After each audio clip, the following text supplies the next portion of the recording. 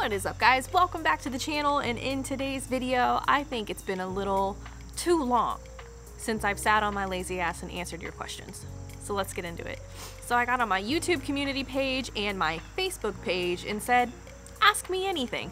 So I am going into this real blind and we're gonna see what kind of questions you guys want to know. First up, we're gonna start with YouTube.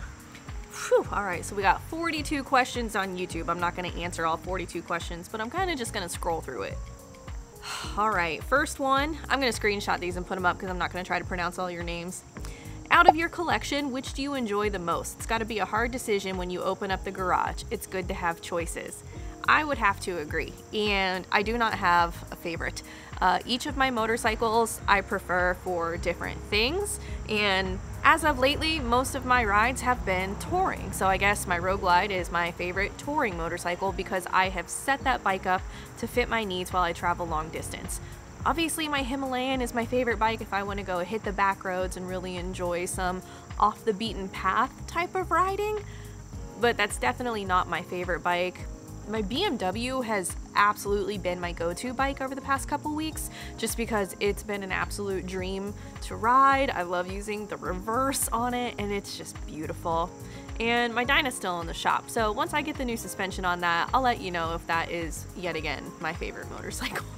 Have I ever taken a Great Lakes trip and camping? The views would be amazing. I have not, but that is definitely on my bucket list of rides I would like to take in the future. This is a good one, and I feel like this is a pretty common question a lot of people have been asking, and it says, first, I really enjoy your videos, very informative and on many different bikes. Second, on a more personal note, I see you just purchased a new BMW. How in the world do you afford 4 bikes, 5 including Jordan Sportster?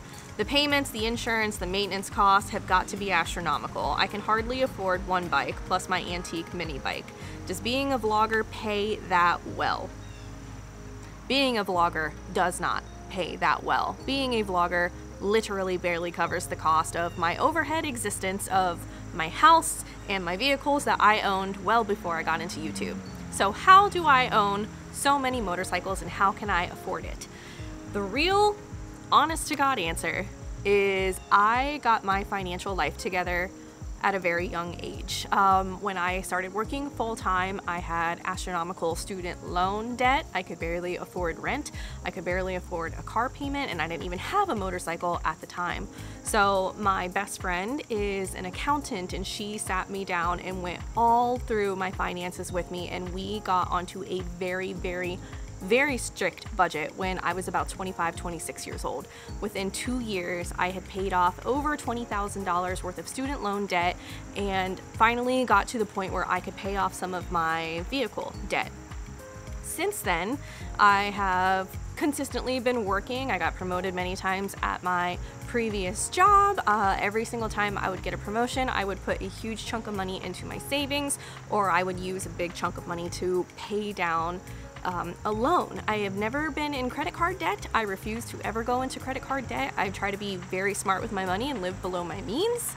So once I decided to purchase a Harley-Davidson, I financed it. I got my 2009 Harley-Davidson Dyna Super Glide. I think I paid $11,000 for that bike, and I paid on it over the course of 2 or 3 years. I doubled my payments on it, and I had like an 8% interest rate. It was really high and it was expensive. But once I decided like I don't want to have debt anymore, I paid that bike off. And once I paid that bike off, I was able to start saving money again because I didn't have a motorcycle payment. During 2020, I was still working full-time while making YouTube videos full-time. I started my YouTube channel in 2019 in October. I had no idea a global pandemic was about to happen. I didn't have any extra money, like nothing. I'm very much not wealthy.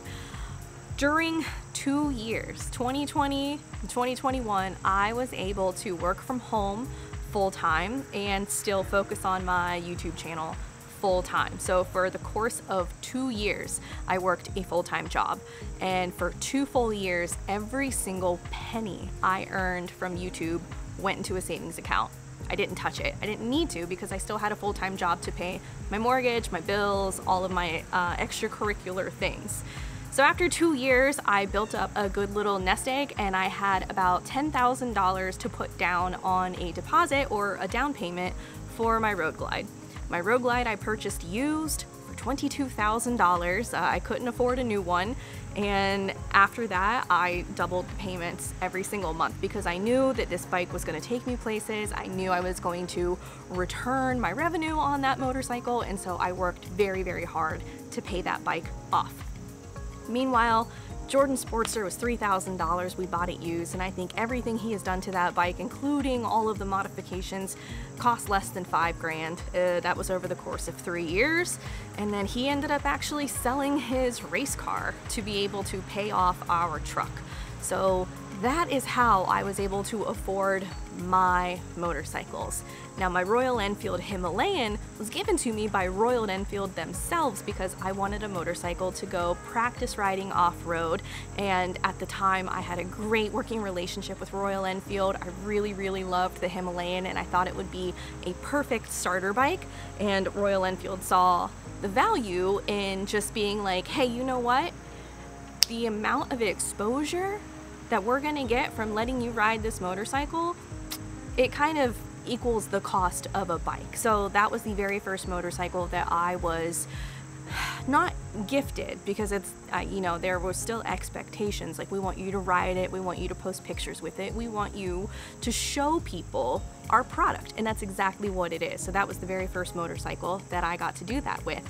And then, of course, going on 3 years now working with BMW and bringing the exposure of the R18 to the US market, that was also a mutually agreed upon.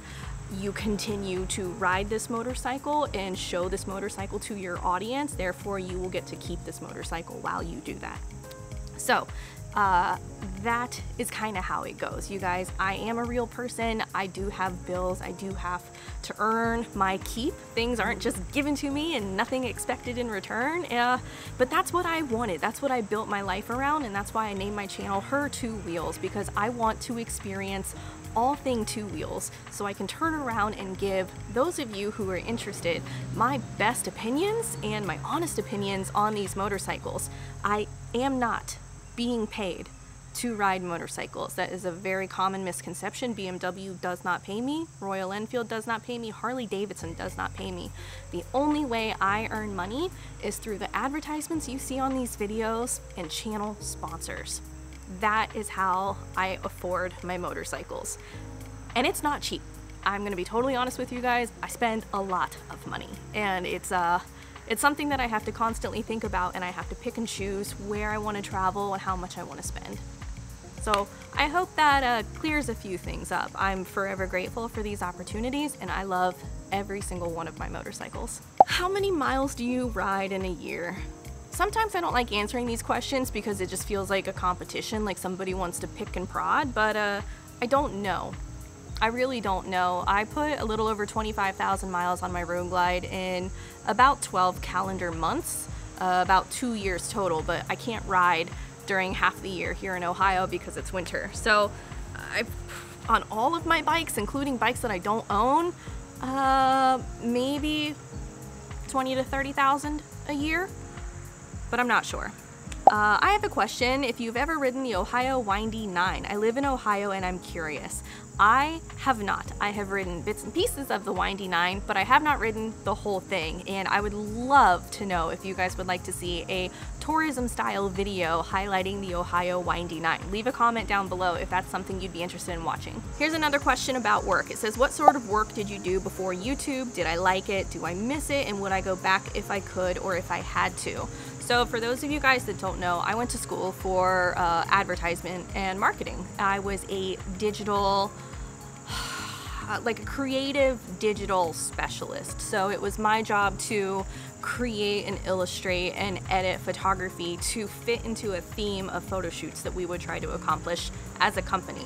I loved it. Absolutely loved what I did. It was a very creative outlet, and I would 100% go back to doing that if I could. The specific role that I was filling for the company that I worked for 10 years, I would not go back to that. It was a very, I mean, it's corporate, dude. Corporate's toxic. You're just ahead. That's all it is. The work was excellent, but after 10 years, I was actively looking for a new position, and that's why I was like trying so hard to get my YouTube channel up off the ground, because I was like, well, I'm looking for a new job anyway, maybe we can just like get YouTube famous. That didn't happen, but YouTube became successful enough for me to be able to take a leap of faith and try to do this full time. Would I go back? Not corporate. I would love to go back into another creative field, but sometimes I just dream about working at a coffee shop, like riding motorcycles and being a barista. It doesn't pay for shit, but sounds kind of fun. Are you thinking about spending some time in Florida? Yes. Jordan and I definitely do plan on trying to snowbird this year. We're gonna take some of the, a couple of the bikes down and hopefully just get, like, just, you know, live. We just want to live outside of winter for once. So yeah, that is definitely still in the plans. This is a good one, and one I kind of ask myself often. Where do I see myself in 5 years? I don't know. I'm not very good at this whole business thing. I don't have a 5-year plan. I know I would just like to still be riding motorcycles and enjoying life. I'm a very, very low-key person. I don't need, like I've said forever, like I don't need millions of subscribers. I don't need millions of dollars. I really just want to continue having my hobby fund my livelihood, and that's all I could really hope for in 5 more years, is to kind of still be doing this, telling these stories. Because I tell you what, I've been doing YouTube for 4 years now, and one of my favorite things to do is to go back and watch my old videos of my first time travel, first time trips, and like just reliving it. So that's what I would like. Making some like merch or something would be cool too, or having like hosting some campouts, maybe even owning some kind of campground, coffee shop, stuff like that. That's definitely a 5-year plan, but I don't know. I need to talk to somebody who actually knows what the hell they're doing. Are you happy? Yes, I am actually. I'm a very happy person. Even when I am sad, I'm still pretty happy. Pretty happy. Okay, well, that wasn't all of the questions on YouTube, but those were pretty much the most common ones. So let's go ahead and see the Facebook questions now. I like this one. Helmet audio or fairing audio? So I'm kind of weird. When I'm traveling on the Road Glide or the BMW, I listen to music through the fairing, through the speakers. And I leave my helmet audio on for if I need to send a text, answer a phone call, or listen to GPS. So I don't listen to music on this because it drains the battery a lot faster. So I just leave my helmet audio kind of on idle in case I need to do some kind of communication while I'm riding. So yeah, I like listening to the speakers in the bike. When meeting a rider for the first time, is there a question you ask most often, something that interests you across all riders? I don't really ask questions to other riders. I usually just go like, nice bike. I don't think to ask like, oh, where are you going? Where are you coming from? Where are you heading? I don't really do that. All right, this one says, would you ever consider touring a different country to see what that's like, or would it just be too expensive? Personally, everything's too expensive to me, so yeah, it's too expensive, but whoa, absolutely, I would love to go explore another country. I don't know which one. Like, I would need to be with somebody. I'm not into like going to foreign places by myself. I like having like a tour guide or somebody who knows where to go. So I just get to sit back and look at all the pretty stuff.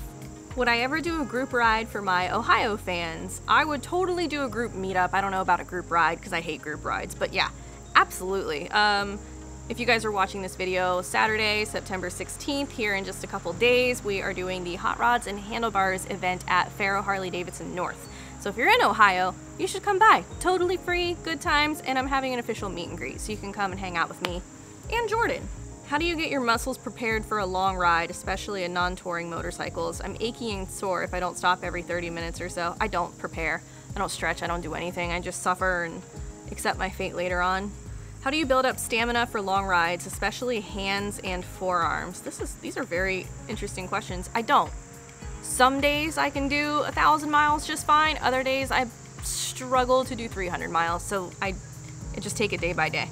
A lot of these questions are you coming to Australia? Are you coming to Canada? Are you coming? No, not in the plans. How do you find local ride destinations where they aren't the same roads when you're out for just a few hours? I don't know, I'm really bad about it. I don't really look for routes or roads to take. I look for destinations to go, and then typically those destinations are in cool areas that have interesting roads to take there. So that's kind of how I do it. I just look for restaurants, bars, pubs, landmarks, and then I'll route a trip to that destination. What earplugs do you use, if any? I'll have those linked down in the description. Favorite road so far? Needles, Iron Mountain Road, the Dragon, or the Triple Nickel? None. Iron Mountain Road's probably the most enjoyable, but none. For me, it's not about the actual road, it's about the mood I'm feeling when I'm on that road. So I think the best road I've ever ridden was like some random gorge. I accidentally ended up in Pennsylvania one time. I have no idea what road it was. Alright, what's the main reason that you were attracted to motorcycles? You mentioned you've been riding for 8 years, so you must have been in your mid-20s when you started. Did you have a previous encounter with riding motorcycles? I think what you're doing is very inspirational, and I inspire your love for what you're doing. I admire your love. Thank you. I've definitely openly explained this before many times on my channel. I had nobody who rode when I was growing up. My dad didn't ride. I mean, people knew how to ride, but they just weren't motorcyclists. So randomly one day in 2015, my sister-in-law, a family member of mine, was learning how to get her license, and she wanted me to take the MSF course with her. Well, she just didn't want to take it alone, and I don't think she cared who took it with her, but she asked me if I would do it. And I was like, no, I don't really care about bikes. I'm not going to do that.